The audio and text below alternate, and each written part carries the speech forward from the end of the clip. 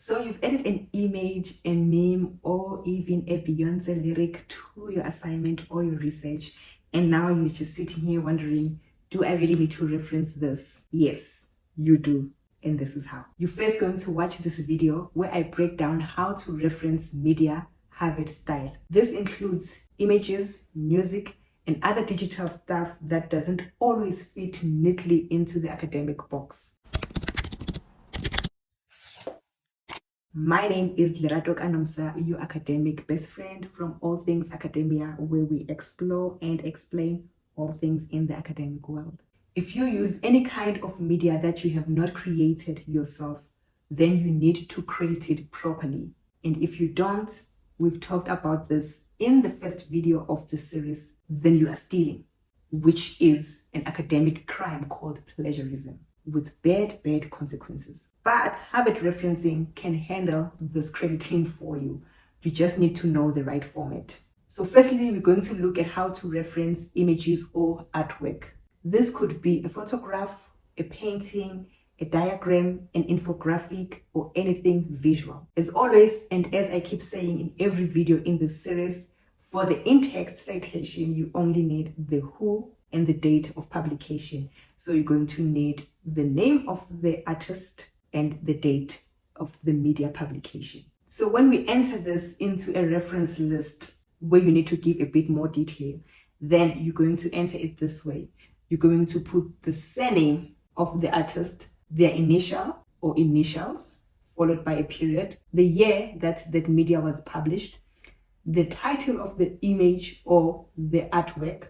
Then in square bracket, you write image because you need to state the format in which that media is. And then you give the place and the publisher or the source if the publisher is not available. And then if this is an online media, then you do what we always do, put the URL, which is accompanied by first available at colon, then you place the URL, and then you give the access date. So in actual example, we'll say maybe the artist was Msweli L and the year, which is 2019, then the name of the title of the image, which is Rural Women at Work, then period, and then in square brackets, it is a picture of women working, so it will be an image. And I took this picture, I've published it in Johannesburg. The publisher will be South African Archives or SA Archives for short. And then this is available at, then I'll give the link, the URL, and then I'll say the date when I accessed it. But what if you referenced a song, not an image? And this one is a bit tricky, but all you need to do is follow this format. Again, citation, name, and date or the year of publication. That's all you need for your in-text citation. So when we enter this into a reference list, let's look at the elements that you need. You need the name of the artist or the band, okay, because sometimes it's a group of singers, not one. So the band name or the artist, the year it will be published, in brackets, the title of the track or the particular song, all right, with the period after it. Then in brackets, you need to show the format of the media, which in this case is a sound recording, and the label. So the place of publication, the label stands for the publisher because it is the label that actually rolls out the track. For example, we'll say Burna Boy 2022, Last is the name of the track. Then, of course, in brackets, you say soundtrack. The publishing place was Lagos, and the publisher was Spaceship Records. That is an example. If this track was streamed online and that's where you got it, you can then add and include a URL with, of course, available at colon URL and then access date. So, for example, available at Spotify, available at YouTube, whatever. Just give as much details as you can. In the case you're referencing a movie or any video that is not a documentary or a tutorial or anything like that, a podcast from YouTube, then you can follow this format. So for the in-text citation, unlike some of the things where you've got the name and stuff, here you do not need to put the name of the director and go through the trouble and finding out that information. You can just use the name of that movie or the name of that video source and the date of publication. that you need to know, unfortunately. For the reference list, then we can follow this format where you give the title or the name of the movie, the year, and the format of that media, which is the film in this case. And then you can use directed by the director's name. So the director's name is not going to be listed as the name of the source in the beginning, like how we do with other sources, but the director's name will come later. So the movie's name will be the one that you are citing in the in-text citation, and even starting with as a source name in the list. So yeah, I think this is the tricky part, that you need to remember this, that with the movie, it's the title of the movie, the year, the format of the video, which is film, then directed by the name of the director. Then you give them place and the production company, which is stands in the place of the publisher. Available at the URL if it's streamed online, and the exit date if it's streamed online. If not, just leave it like that. So for example, you'll get Women King 2022. It was a film. It was directed by Gina Prince Bythewood, USA, and the production company was TriStar Pictures. Let's move on to the fun part. Fun part, which is the actual stuff like your memes, your reels, your digital poster, the posts, the social media things that we do. But before we do that, if you're finding value in this video so far and you're enjoying it so far, how do you know that? Because you've made it to this point.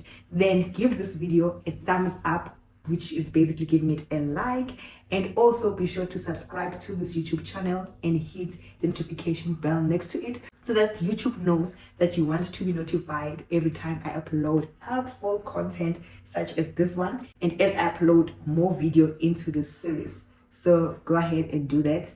Let's move on to the real stuff. So for social media memes, treat them like digital images. So where you're going to cite it in text by using the creator's name and the date of publication, because you need the who and the when, all right, when you're doing in-text citation.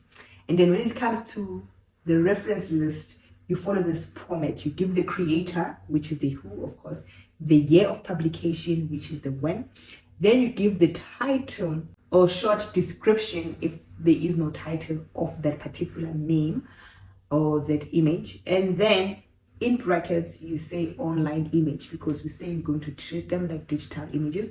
You say online images, and then you give the platform in which the image is available. And then you can add the URL by adding available at : URL followed by exist date in brackets. So the example here will be, this is memes essay 2023, me submitting at 11:59 p.m.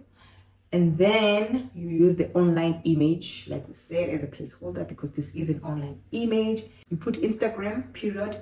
Then you follow it with the URL starting with the available at, the URL, and the exit date.